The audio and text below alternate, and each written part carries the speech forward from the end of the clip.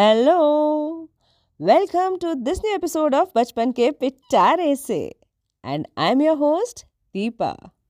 I trust all is well at your end, and I'm fine too. I've been missing you a lot, and I hope you also miss listening to my stories.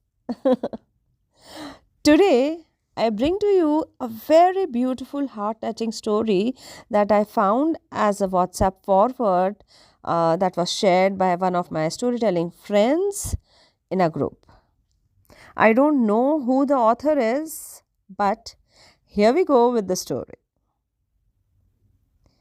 Every night at 10 p.m., 77-year-old Beth switched on her porch light, brewed a pot of chamomile tea, and sat by the front window with a small wooden sign that read, Tea and Talk, always open.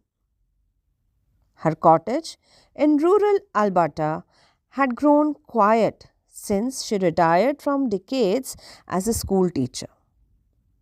A widow with a son who visited on holidays, Beth lived among memories more than voices. Her days were filled with gardening, crossword puzzles, and the occasional book club. But the nights echoed with crickets and loneliness. She saw it mirrored around her as well. Teenagers scrolling silently at diners, widows staring blankly at grocery shelves, old men lingering too long at the post office, their trucks idling in the cold. So, Beth did something quietly radical. She put up the sign. The first night, no one came, nor the second, nor the third. Her son called that weekend and chuckled when she told him, Mom, you're not a 24-hour diner. She laughed. Maybe not, but I know what a warm light means in the dark. For a week, the only visitor was a stray cat weaving between her ankles. But on the eighth night, the porch creaked. A teenage girl in a tattered hoodie stood at the edge of the light, arms wrapped tightly around her. Is is this real? She asked. Beth smiled gently. Chamomile or mint? The girl Mia barely spoke above a whisper.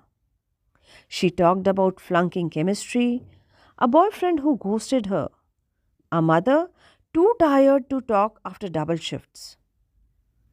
Beth did not offer advice. She didn't try to fix anything. She simply poured the tea, nodded, and said, I'm glad you are here. Mia came back the next night. This time, she brought her friend Kenny. Then came Bria, a nurse who had grown used to ending her graveyard shifts with silence. Then Tony, a mechanic with grease under his nails and no one waiting at home. Word spread, the way it usually does in small towns. Softly, sincerely. A whisper at church, a mention in the laundromat. And so people came.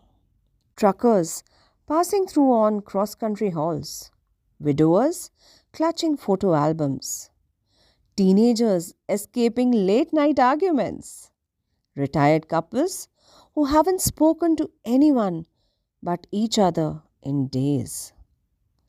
Beth never turned anyone away.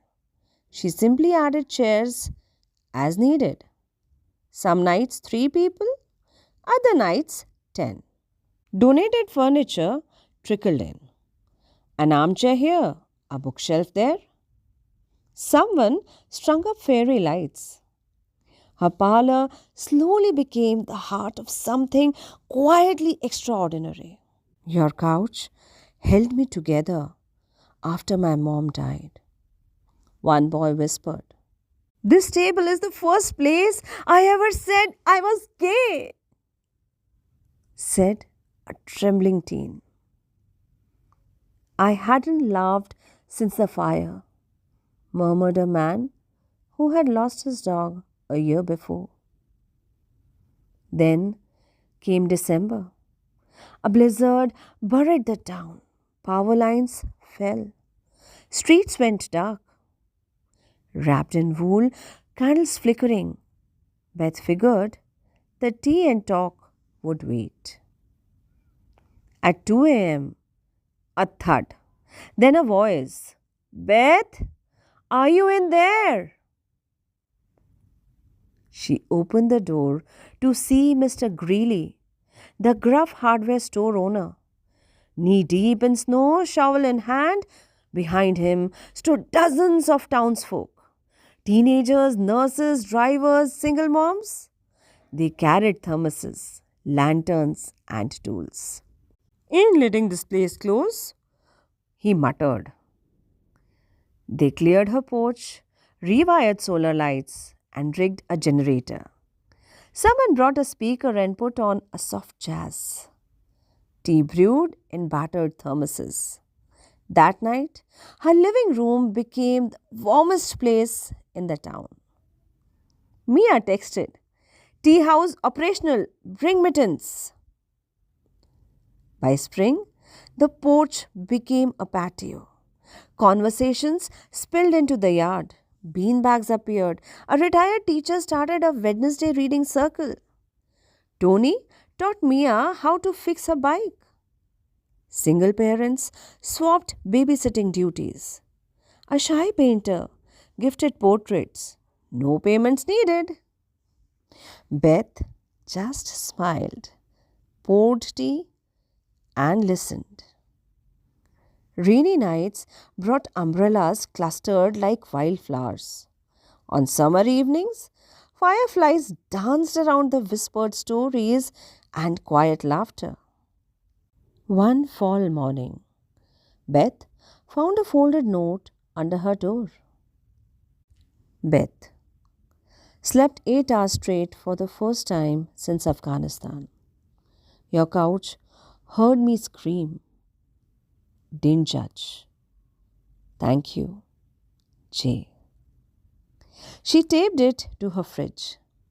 Over time, more notes joined it. "You make 2 a.m. feel like sunrise. My baby giggled for the first time here. I was going to end things. Then you made the soup." Tea and talk never made the news. It didn't go viral, but it traveled. Her son, once skeptical, posted it on a parenting forum. A mother in Ottawa put a kettle in her window. A retired nurse in Saskatoon opened her porch. A man in Calgary turned his garage into a circle of chairs. They called them listening hubs. Over 40 sprouted around the world in the next 3 years. Beth had only one rule: no teachers, no experts, just humans. One evening, Mia arrived with a notebook. "It's yours," she said, bashful. "We gathered stories from everyone who came." On the cover, handwritten in blue ink, "The porch that heard the world." Beth held it to her chest, eyes misty. Still, every night at 10 p.m., the lights flick on, the tea steeps, the sign waits. Because sometimes changing the world doesn't look like a movement. Sometimes it's a warm light, a chipped mug, a place to cry without shame, and the belief that healing begins with a door left open and one woman who knew it was enough. May her tribe increase. When I read this story for the first time, I simply loved it. I couldn't stop myself from sharing it. Is this not something that we need? A quiet place, a lending ear who is just listening and not judging us. Some place to unwind and de stress. Just be yourself. This also makes me think and rethink and revisit my thoughts of starting Bachpan Ke Pitare Se. The sole aim of starting Bachpan Ke Pitare Se and telling stories here is to bring a smile on listeners' face after a hard day's work when someone needs just that space. Bachpan Ke Pitare Se is the place where you can listen to the stories or poems that help bring a new perspective and probably bring a smile on your face. I'm glad that I have been receiving personal messages, DMs, that Bachpan Ke Pitare Se helps people unwind. It gives them a smile after a long day. It has helped people de stress. I don't know what future holds for me, but definitely I would like to also contribute to create a safe space where people are not judged. I guess that's all for this episode. Thank you so much. I'll be back in another episode very soon with some insightful story or poem. Until next time, take very good care of yourselves. Keep smiling, keep shining, loving yourself and others. Thank you.